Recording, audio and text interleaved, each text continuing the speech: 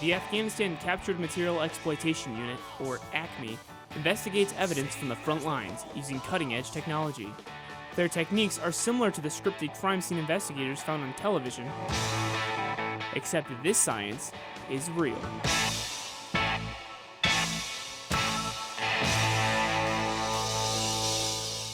As soon as the evidence arrives from the battlefield, it is inventoried and assigned to one of ACME's 3 labs: fingerprints, chemistry, or DNA forensics.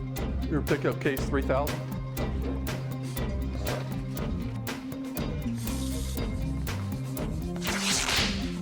This particular case involves plastic bags, some tape, and we're processing those accordingly.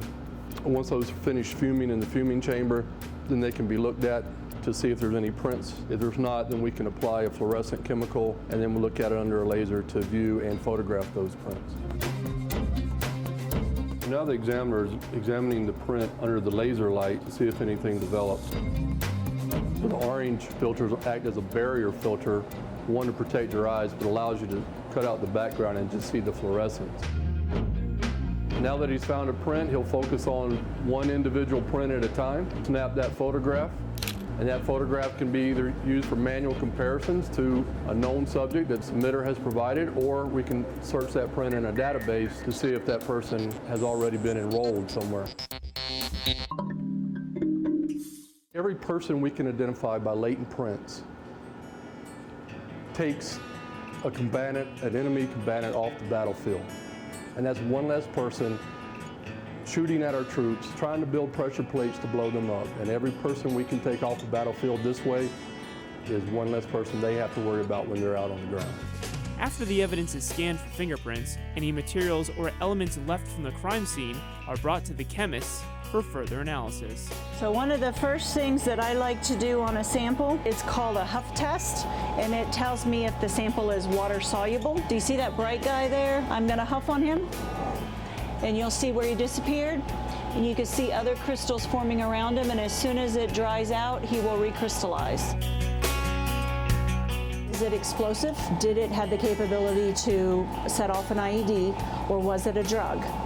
If it was not one of those things, what else was it? We knew it blew up, but what else is there that we could alert our guys for? So it's a matter of time to get our information out there to our soldiers. The final process is arguably the most important: DNA forensics, matching the exact DNA signatures to a profile database and revealing the identity of the suspects.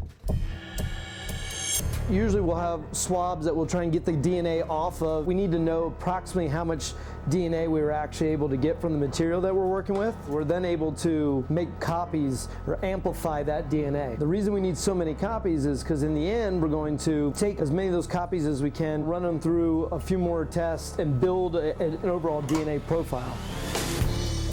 My last tour was with a combat support hospital in a uniform position, and I saw the other end of it, and the guys coming in after they've gotten, the IEDs and things so be able to come in now from this perspective and be able to help out and try and narrow or stop a lot of those things so a lot more guys can come back is an amazing thing to be able to do.